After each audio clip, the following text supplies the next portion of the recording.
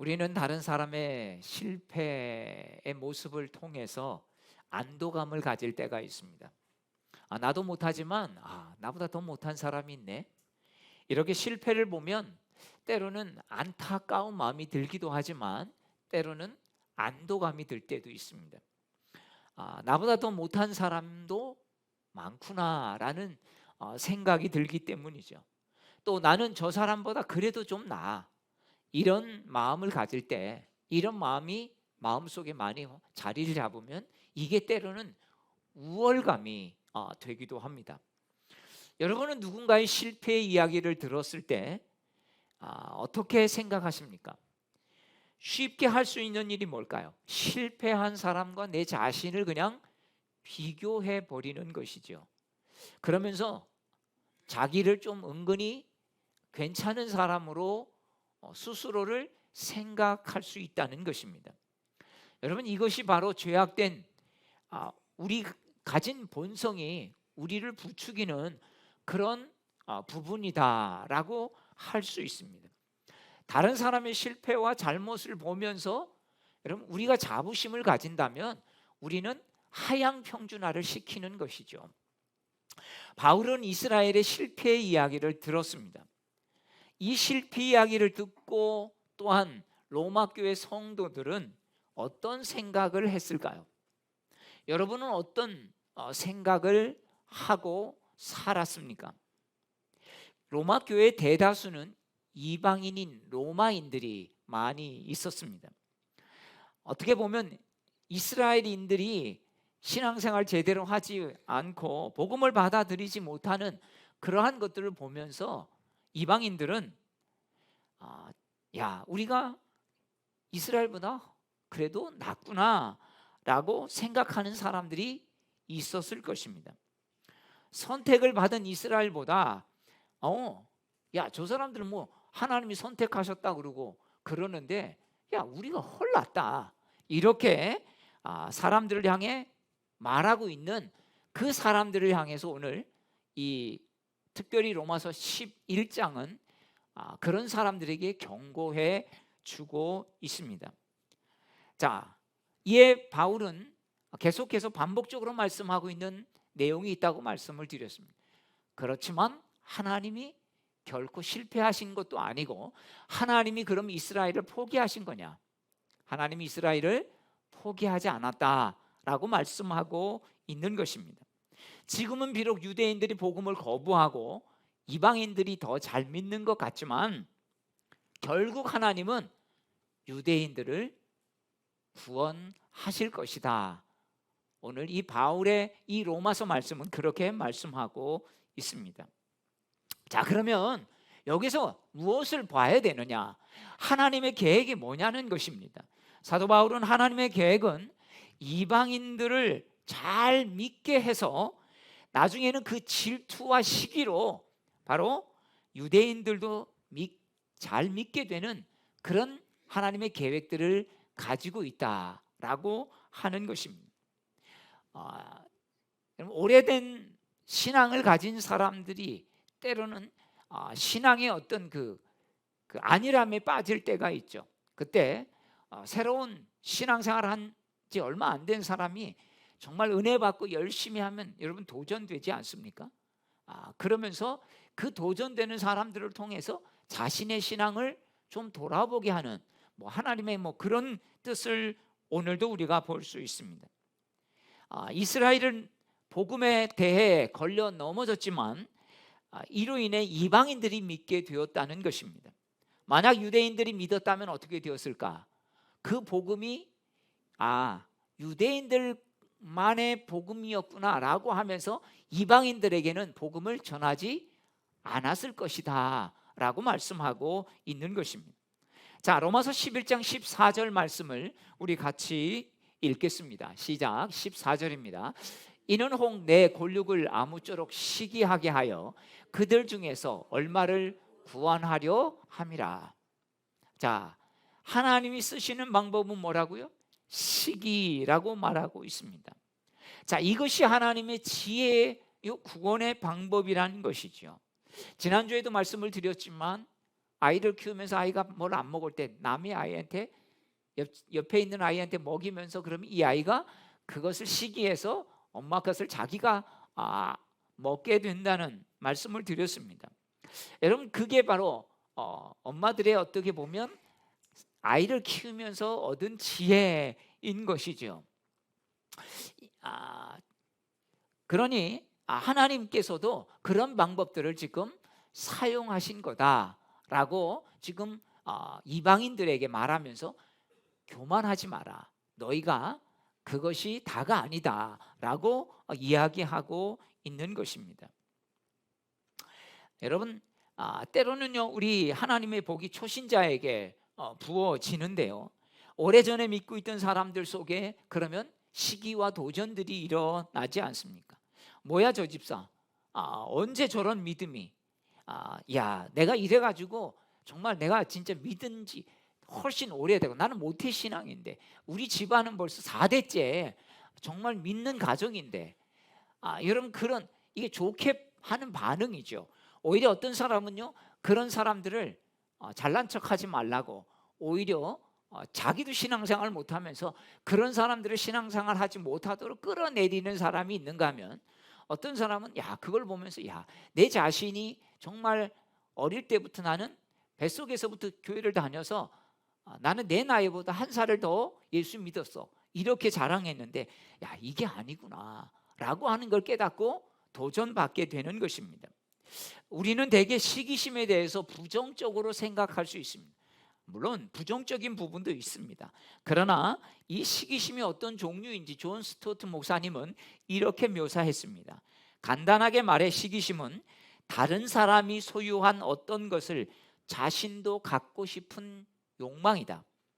그것이 좋은지 나쁜지는 욕망하는 대상이 무엇이고 그것을 소유할 권리가 우리에게 있는지 여부에 달려있다.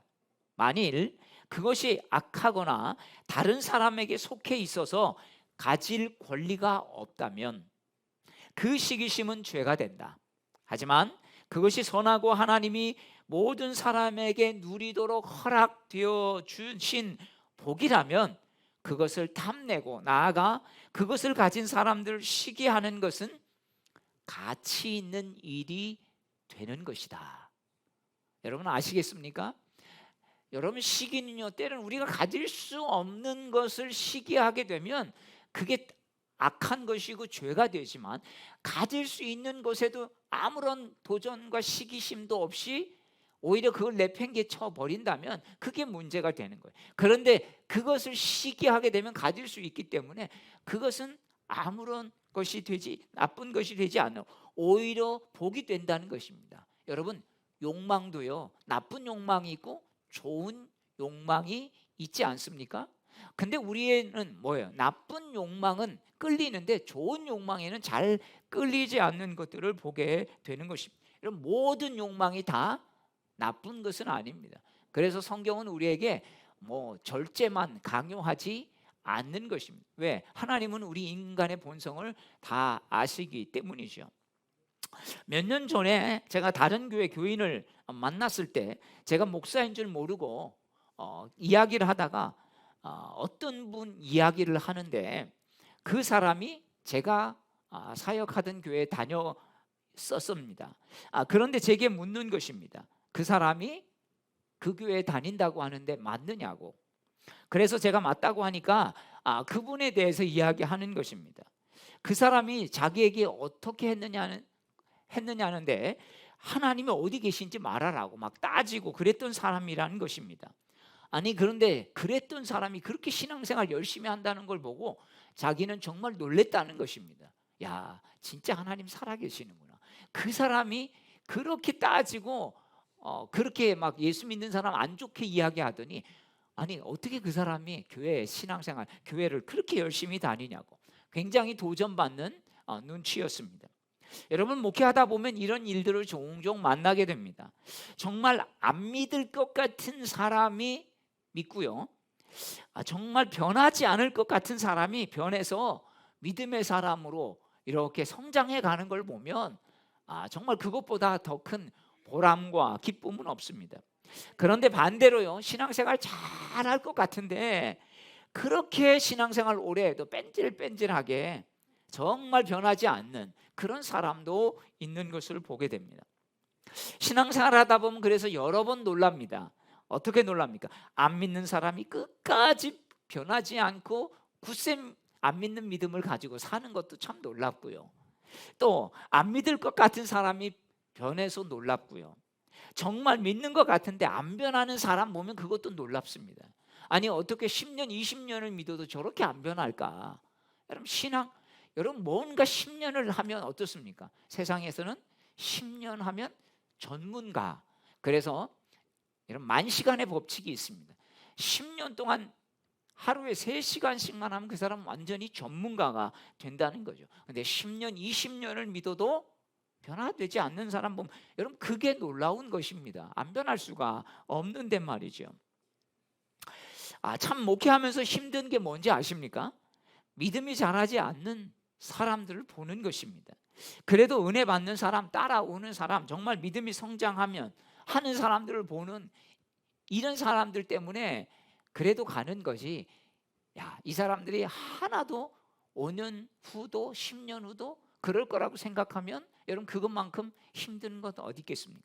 여러분 여러분의 자녀들이 저 상태로 앞으로 몇 년 머물러 있을 거라고 생각한다면 여러분 얼마나 기가 막힌 노릇입니까? 여러분 자라야 되는데 자라지 않고 그대로 5년 후 10년 후 있다면 여러분 그래도 그 아이가 귀엽겠습니까? 하나님은 그런 사람들을 남겨놓으셨고 그런 은혜의 사람들을 통해서 때로는 은혜 없는 사람들에게 이런 시기 질투를 일으켜서 좋은 욕망들을 갖게 한다는 말씀이 바로 오늘 이 말씀인 것입니다. 자, 16절 17절 말씀을 같이 읽도록 하겠습니다. 16절 17절 시작. 제사하는 처음 익은 곡식가루가 거룩한즉 떡덩이도 그러하고 뿌리가 거룩한즉 가지도 그러하니라. 또한 가지 얼마가 꺾이었는데 돌감람나무의 내가 그들 중에 젖붙임이 되어 참감람나무 뿌리의 진액을 함께 받는 자가 되었은지. 자, 오늘 말씀은요 쌍으로 말하고 있죠. 자, 곡식가루와 뭐가 비유가 됩니까? 떡덩어리. 곡식가루로 결국은 뭘 만들죠? 떡덩어리를 만드는 거죠. 뿐만 아니라 또 뭡니까? 가지가 나중에 덧붙여서 뭐가 됩니까? 나무의 일부가 되죠. 이런 것과 작은 것과 큰 것, 가루와 덩어리, 이렇게 한 쌍을 이루어서 지금 비유하고 있습니다. 자, 이것은 무슨 말이겠습니까? 당시 유대인 신자들이 앞으로 생겨날 수많은 믿음의 가지를 약속하는 것을 뿌리에 비유하고 있는 것이 아니겠습니까? 그리고 이 감람나무 비유를 통해서 유대인과 이방인의 관계를 설명해 주고 있습니다. 여러분 참 감람나무 가지는 무엇입니까? 복음을 들어도 복음을 받아들이지 않는 유대인들을 말하는 것이고, 돌 감람나무 가지는 바로 복음을 받아들이고 있는 이방인들을 이야기하는 것이라고 할 수 있습니다. 자, 그런데 문제는 뭐겠습니까? 이 돌감람나무 가지는요 열매를 맺지 못한다는 것입니다. 우리로 말하면 뭐가 있습니다. 그러면 그것이 야생 것이 있지 않습니까? 야생 복숭아. 그러면 야생 복숭아. 열매는 있지만 먹어볼 수 없는 그런 조그만한 복숭아가 열리죠. 야생 무슨 나무들 보면 열매가 있습니다만 전혀 상품성이 없습니다. 마치 그런 것이 되어버린다는 거죠. 자, 여러분 돌감람나무의 문제는 뭐겠습니까? 이 열매를 맺지 못한다는 것입니다. 더군다나 이 돌감람나무가 있으면요 주변의 나무들이 자라지를 못한다는 거예요. 왜? 이 돌감람나무가 워낙 이 뿌리가 영양분을 빨아들이는 힘이 강해서 그걸 빨아들여 버리니까 다른 나무들은 오히려 더 비실비실해지는 거. 아니 열매도 맺지 못하면서 먹는 건 훨씬 더 많이 먹는 거죠. 여러분 열매도 맺지 못하면서 거기에 더 많은 수고가 들어간다면 이 나무는 필요가 없는 것이 아니겠습니까? 바로 우리가 그런 돌감람나무였다라고 하는 것입니다. 그런데 여러분 주님의 은총으로 참 감람나무에 젖붙임 바 되었기 때문에 그렇게 존재로 살아왔던 것이죠.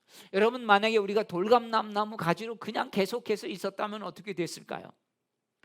남이 가져야 할 것을 빼앗고 그러고도 열매 맺지 못하는 그런 존재로 살아간다는 것입니다. 예수님 모르고 온갖 수단 방법을 이용해서 남의 것을 내 것으로 가지려고 하는 것, 여러분, 이게 바로 그냥 예수님 모르는 사람들의 일반적인 삶이 아니겠습니까? 그런데 이 돌감람나무 가지가 어디에요? 참감람나무 가지에 딱 이렇게 접붙임을 받은 것입니다. 자, 그러자 어떻게 되었다고 말합니까? 참감람나무의 뿌리에서 올라오는 진액을, 양분을 함께 받게 되었다, 이렇게 말합니다. 여러분, 근데 이 농사법은요, 일반적인 상식적인 농사법과 분명히 다릅니다. 여러분, 농사 지어 보신 분은 알겠지만, 특별히 여러분, 과수 농사 지으려면 어떻게 합니까? 좋지 않은 나무에 좋은 나무 가지를 갖다가 접붙이죠. 그래야 여러분 좋은 과일이 맺혀지는 것입니다. 또 왜 그러냐면, 있는 나무 뽑아버리고 거기다 심으면 그 나무가 자라려면, 열매를 얻으려면 한참 걸리기 때문이죠. 지난번에 후배 목사님이 와서 이 주위를 둘러보더니 자기네들도 경북 영천에서 과수원을 했다는 것입니다. 근데 자기네는 오래된 나무라 국광, 옛날 그 조그마한 사과가 열렸대요. 그래서 이거를 나무를 다 뽑아버리면 참 이 과수 농사하기 어려우니까 그때 아버지가 그런 방법을 썼다는 것입니다. 거기에다가 부사 나무 가지를 해서 접붙였다는 겁니다. 그러니까 좀 사과가 더 커졌다, 이런 이야기를 들은 적이 있습니다. 여러분, 보통은요, 다 좋은 나무에 좋은 가지를 붙이는 거죠. 더 좋은 가지를 붙이는 거죠. 근데 오늘은 좋은 나무에 뭘 붙여요? 좋지 않은 나무가지를 붙인다는 것입니다. 이것은 바울은 일반 농사법과는 정반대로 말하고 있는 것입니다. 참감람나무에 돌감람나무 가지를 붙이는 게 아니라, 돌감람나무 나무에 참감람나무 가지를 붙여야만 되는 것이, 여러분, 이게 제대로 된 농사법인 것이죠. 그런데 바울은 그렇게 말하고 있지 않습니다. 왜 그랬을까요? 바로 1900년경에 이 팔레스타인에서 농사법이 관한 중요한 문서가 발견되었는데, 당시 감람나무에 접붙이는 방법에 있어서 바로 참감람나무 나무에 돌감나무 가지를 붙이는 일들이 있었다는 것입니다. 왜냐하면, 이렇게 접붙이는 이유가 뭐냐면, 더 이상 열매를 맺기가 어려운 늙은 감람나무들이 있지 않습니까? 여러분, 감람나무는 우리가 좋아하는 주로 올리브 나무입니다. 올리브 나무를 감람나무라고 하죠. 자, 그런데 그 오래된 이 참감람나무에 돌감람나무 가지를 갖다 붙이면 어떤 일이 일어나냐면, 이 참감람나무가 생기를 되찾는다는 것입니다. 아마 이 돌감람나무 가지에서 나오는 어떤 것으로 인해서 이 뿌리가 살아나는, 그래서 나무가 회생이 되는 이런 부분들이 있다라고 하는 것이죠. 그래서 이런 방법을 쓴다는 것입니다. 야, 하나님도 이런 방법을 쓰는 거죠. 그래서 정말 그 꺾인 그 자리에 돌감람나무 가지를 접목해서 누구요? 이방인들을 구원하려고 하는 하나님의 계획이 어떻게 됩니까? 이 참감람나무 자체를 여러분 시기하고 질투하게 하고, 어떻게 보면 욕망들을 이끌게 해서 정말 예수님께로 인도하는 이런 일들이 일어난 것입니다. 자, 그래서 하나님께서 그렇게 하셨기 때문에 18절은 이렇게 말합니다. 우리 18절 말씀을 같이 읽겠습니다. 그 가지들을 향하여 자랑하지 말라. 자랑할지라도 내가 뿌리를 보존하는 것이 아니요 뿌리가 너를 보존하는 것이니라. 자, 유대인들이 잘나서 하나님이 이렇게 한 것입니까? 그렇지 않다는 것이죠. 이스라엘 백성이 참 감람나무가 될 수 있었던 이유가 무엇일까요? 그것은 하나님의 은혜의 뿌리를 내리고 있었기 때문입니다. 다른 민족에게 없는 그들만의 뭔가 특별한 게 있어서 하나님이 이스라엘을 사랑하신 게 아니라는 것이죠. 아무런 이유 없이 하나님께서 그냥 이스라엘을 뽑아서 구원의 샘플로 삼으신 것이지 그들이 잘나서도 아니고 그들이 똑똑해서도 아니고 그들이 정말 될성 싶은 나무여서도 아니라 이렇게 말하고 있습니다. 자, 그렇다면 어떻습니까? 그러면 나무야 더할 것이 뭐가 있겠습니까? 돌감람나무가 이런 찬감람나무 가지에 접붙임을 받았으니까 그것은 참감람나무가 살아나는 계기가 되지만 하나님께서 원가지도 꺾어버렸는데 너도 꺾여버릴 수 있다는 사실을 기억해야 한다라고 사도 바울은 그렇게 말하고 있는 것입니다. 하나님이 이방인들을 이렇게 접붙여서 구원하신 것은 이스라엘보다 너희가 예뻐서가 아니다, 너희가 뛰어나서도 아니다. 정말 이방인들이 그런 교만한 생각을 가진다면 이스라엘에게 했던 실수를 되풀이하는 것이다. 이스라엘이 했던 실수를 너희도 똑같이 하는 것이다. 여러분 이렇게 말하고 있는 것입니다. 여러분 직장에서 갑질하는 사람들이요, 여러분 그런 갑질들 하다 보면 나중에 어떻게 됩니까? 을이 될 수 있다라고 하는 것이죠. 하나님이 크신 은혜를 특정한 민족이나 특정한 공동체로 제한하는 것, 그래서 어떻게 보면 내가 받은 하나님의 은혜를 나만 누리고 있고 하나님의 은혜를 나만 받을 수 있는 특권이라고 생각하는 것, 뭐 이런 것이 아니겠습니까? 이것은 정말 조심하고 우리가 경계해야 합니다. 신앙의 어떤 자부심을 갖는 건 중요하지만 여러분 나만이라고 하는 여러분 이런 부분에서 우리는 신앙의 독선이 나올 수 있기 때문에 경계해야 하는 것입니다. 그래서 바울이 전하는 경고는 바로 우리에게도 중요한 부분이라는 것입니다. 우리도 여러분 형편없는 돌감람나무였습니다.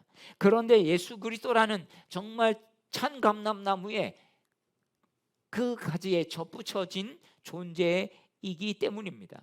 그래서 주님께 접붙임을 받았기 때문에 여러분 우리가 어떻게 된 것입니까? 바로 오늘 이렇게 신앙인으로 살아갈 수 있는 것이죠. 여러분 모태신앙을 가진 사람도 꺾인 가지가 될 수 있고요, 또 모태신앙이 아닌 사람도 마찬가지로 꺾인 가지가 될 수 있는 것입니다. 신앙생활 한지 얼마 안 됐는데 난 모태신앙은 아닌데 중간에 믿었는데 모태신앙들 보니까 별로야. 여러분 이래서 그 사람들을 무시해서는 안 된다는 이야기가 또한 될 수가 있습니다. 우리가 세상에서 좀 괜찮고 잘 살고 그래도 내가 좀 잘나서 여러분 그런 것이 아니다라고 또한 말씀하고 있는 것입니다. 또한 내 형편과 처지가 어렵고 가진 것이 없고 배운 것이 없다고 그것을 가지고 내 자신을 평가절하해서도 안 된다는 것입니다. 어떻게 됩니까? 우리가 주님께 이 참감람나무 가지에 우리가 돌감람나무 가지라는 존재같이 보여도 거기에 접목이 된다면 어떻게 됩니까? 정말 열매 맺는 인생이 된다는 것입니다. 사랑하는 여러분, 내 자신을 하나님의 말씀으로 보지 않고 내 상황과 처지로 보지 않게 되기를 축복합니다. 그래, 나는 배운 것도 없고 난 가진 것도 없고 환경도 안 좋아, 나는 너무 지금 어려워, 나는 실패한 인생이야, 난 잘하는 게 없어, 나는 할 줄 아는 게 없어, 나는 그렇다고 공부도 못해. 여러분 이런 생각들이 우리 자신을 스스로 규정해서는 안 된다는 것입니다. 우리가 지금 어떤 상태냐가 중요한 게 아니라 우리가 지금 누구와 함께 있느냐가 중요한 것입니다. 내가 누구에게 속해 있느냐가 중요하다. 오늘 사도 바울은 저와 여러분에게도 오늘 이 말씀을 증거해 주고 있습니다. 여러분 포도나무에 붙어 있으면 어떻게 됩니까? 포도 열매가 열리는 것입니다. 여러분 돌감람나무 같은 그런 인생일지라도 이런 거지 같은 인생을 내가 사는 것 같이 보여도요, 정말 참감람나무에 접붙여지기만 한다면 참감람나무 열매를 맺을 수가 있기 때문입니다. 여러분 우리 존재가 변하는 것입니다. 누구 때문에? 우리가 주님 안에 있으면 내 존재가 변하는 것입니다. 내 노력만으로 할 수 있겠습니까? 내 노력만으로 된다면 여러분 인간의 능력은 무궁할 것입니다. 그런데 자기가 몸부림친다고 절대 열매 맺지 못합니다. 그래서 예수님께서는 나는 나무고 너는 뿌리야 이렇게 말하지 않았다는 것입니다. 나는 포도나무여 너희는 가지다, 이렇게 말씀하신 것입니다. 만약에 우리가 몸부림치면서 열심히 하면 열심히 한 만큼 다 된다면 나는 나무고 너는 뿌리야, 그렇게 말을 했을 것입니다. 여러분, 몸부림친다고 가지가 열매 맺는 게 아닙니다. 뿌리가 땅의 진액과 기운과 물을 채관과 물관을 통해서 가지로 공급해 주어야 열매가 맺히지 않습니까? 물론 근본적인 건 또 있습니다. 광합성이 일어나야 되는 것이죠. 여러분, 뿌리의 힘은 광합성에서 온다라고 배웠습니다. 햇볕을 통해서 그 기운이 뿌리에게 전달되고 이 뿌리는 그 힘으로 땅 속에 있는 그 영양분을 그리고 물을 쭉 끌어올려서 가지에 공급하고, 그것이 이제 열매에 공급해야만 열매가 되는 것이 아니겠습니까? 여러분, 인생의 역전 방법은 분명히 탈이 있습니다. 오히려 잘 나갈 때 더 위험한 사람들이 있습니다. 왜? 잘 나갈 때 유혹이 훨씬 많이 있기 때문입니다. 주변의 사람들이 몰려와서 당신 잘한다고 지켜주고 당신 최고라고 이러다가 여러분 병드는 것입니다. 교만해지는 것입니다. 안 될 때는 안 되기에 시리에 빠지고 낙심에 빠져서 일어서기 어려운 것입니다. 정말 위험한 것은 잘 나갈 때가 더 위험하고, 그리고 또 위험한 것이 뭐가 있겠습니까? 우리 인생 속에 큰 어려움을 만났을 때, 이때가 어려운 것입니다. 순회 선교단 김용희 선교사님이 이런 간증을 하는 것을 들었습니다. 이 순회 선교단 이 김용희 선교사님이 어릴 때 술집에서 자랐던 것입니다. 부모님이 큰 술집을 했는데, 그래서 동네 사람들은 그를 탐탁지 않게 보면서 맨날 이 술집 자식 그런 이야기를 자기가 지나갈 때마다 했다고 합니다. 늘 이런 소리를 듣고 자라서 자기는 이게 너무 싫었다는 것입니다. 그런데 어느 날 복음을 전하는 사람들이 동네에 와서 그런 복음을 전했다. 예수 믿으면 하나님의 자녀가 됩니다. 예수 믿으십시오. 구원 받으십시오. 이런 복음을 전하는 것을 보고 놀랐다. 야, 내가 예수 믿으면 술집 자식이 아니라 진짜 하나님의 자녀가 될 수 있는 건가?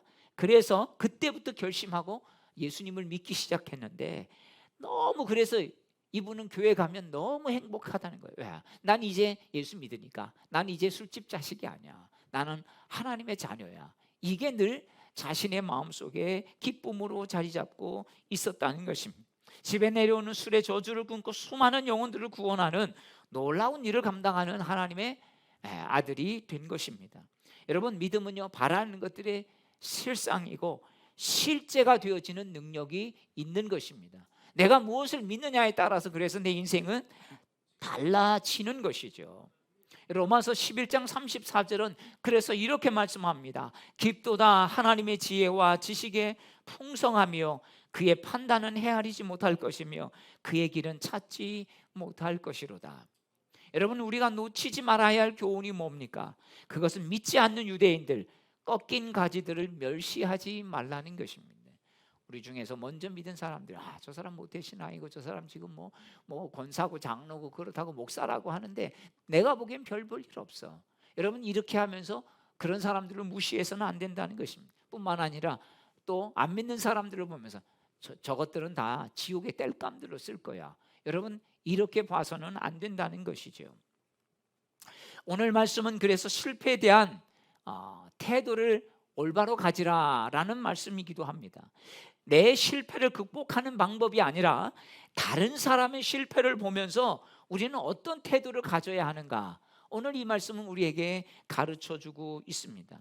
특별히 이스라엘의 실패를 보면서 우리가 마땅히 가져야 할 자세가 뭘까요? 자, 19절 말씀 우리 같이 읽도록 하겠습니다. 시작. 그러면 내 말이 가지들이 꺾인 것은 나로 덧붙임을 받게 하려 함이라 하리니. 자, 저 가지가 꺾였는데 저 가지가 꺾인 이유는 내가 바로 그 자리에 들어가도록 하나님이 하시려고 하는 것인가? 라는 이야기죠. 여러분, 바울의 경고에 대해서 누가 이렇게 말하는 것을 볼 수 있습니다. 결국 저 가지가 꺾인 건 날 위해서 꺾여서 내가 그 자리에 딱 접붙이려고 한 게 아니냐, 이렇게 한 것입니다. 여러분, 이렇게 말하는 사람은요, 자기 중심적인 생각이 참 강한 사람입니다. 모든 것은 나를 위해서 존재한다. 여러분, 지구는 태양을 도는 게 아니라 태양이 지구를 돈다라고 믿는 것은 뭐겠습니까? 예, 다 우리를 위한 것. 태양은 나를 위해서 돌고 있다. 여러분 어떻게 보면 굉장한 힘이고 자부심 같지만 여러분 이것이 우리를 교만하게 한다는 것입니다. 자기중심적인 생각은 다른 사람들을 무시하는 그런 태도로 발전할 수 있다는 것이죠. 자, 그래서 20절에서 사도 바울은 이렇게 분명하게 경고합니다. 우리 같이 읽습니다. 옳도다. 그들은 믿지 아니함으로 꺾이고 너는 믿음으로 섰느니라. 높은 마음을 품지 말고 도리어 두려워하라. 유대인들은 복음을 거부했기 때문에 기회가 왔지만 하나님이 하신 일을 두고 나만 위한 일로 여러분 우리는 제한할 수 없습니다. 원래 있던 가지를 꺾으신 하나님께서 그 뜻과 계획은 훨씬 더 큰 계획을 가지고 계신다는 것입니다.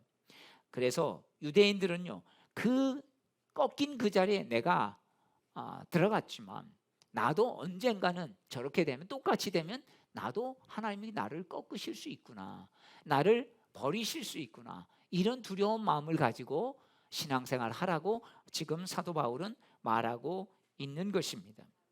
유대인들이 불신앙 때문에 잘렸다면 우리도 마찬가지로 접붙여진 것이기에 누구든지 불신앙으로 간다면 똑같이 잘리는 가지가 될 수밖에 없다, 그렇게 경고하고 있는 것입니다.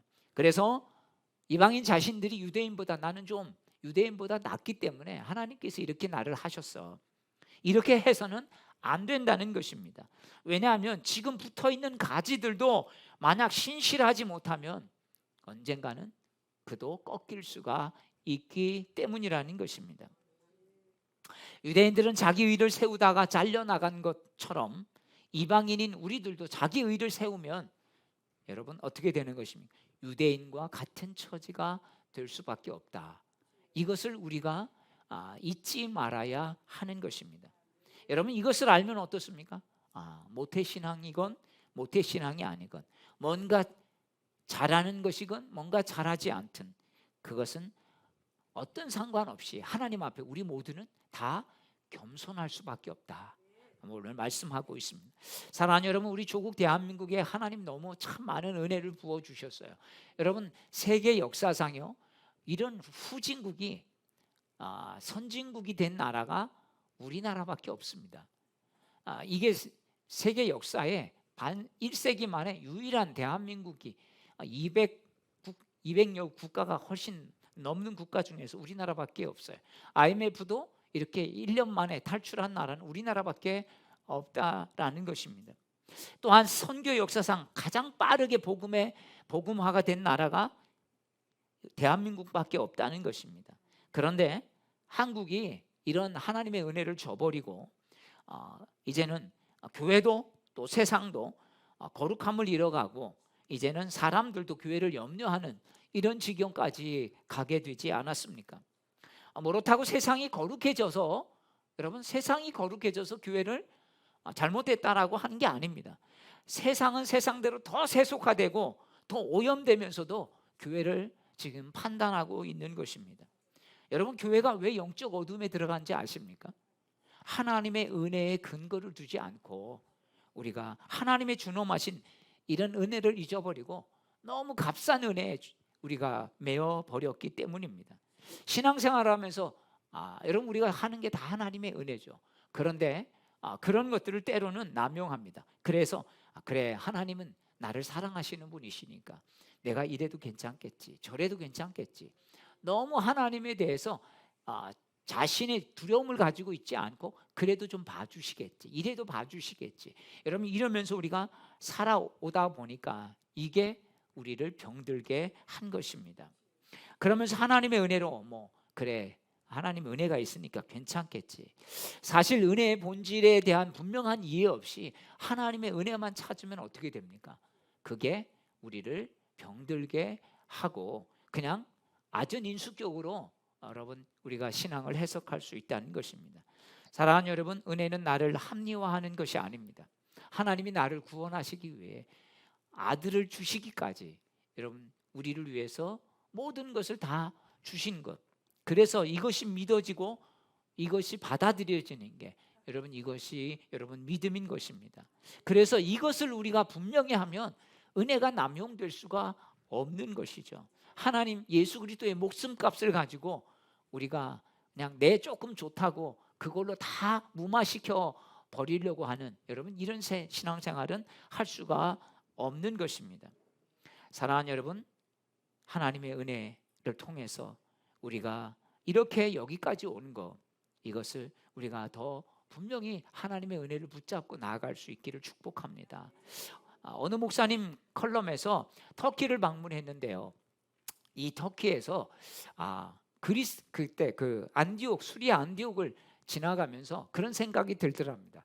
야, 여기 가서 정말 그리스도인이라고 하는 이름이 처음 불려졌는데 그분들이 신앙생활하던 그 흔적을 보고 싶다.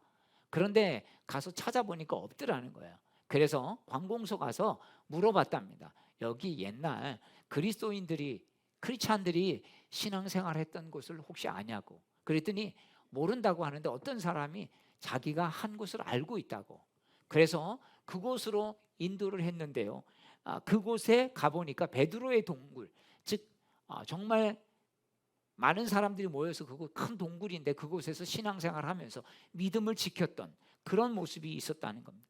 그러면서 그곳의 이름을 알게 됐는데 하분 나사르라고 하는 이름을 가졌다고 합니다. 저도 이곳에 가본 적이 있습니다.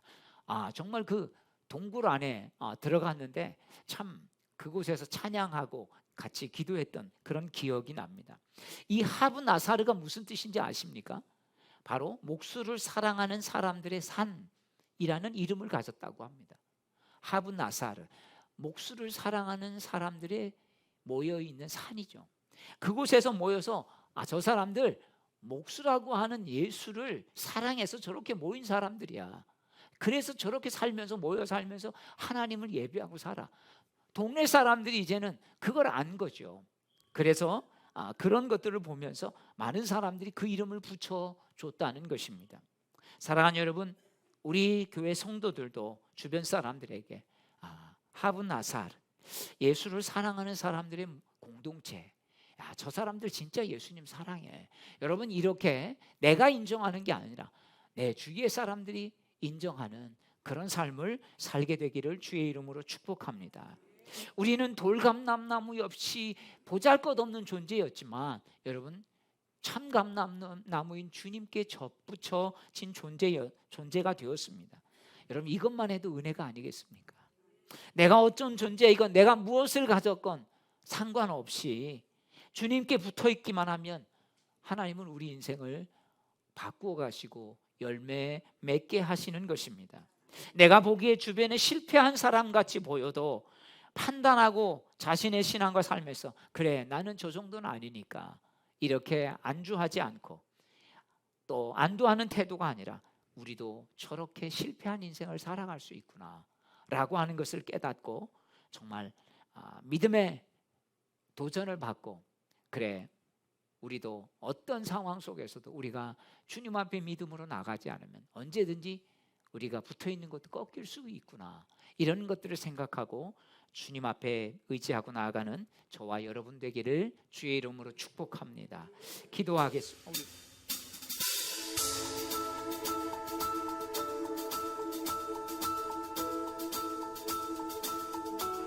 우리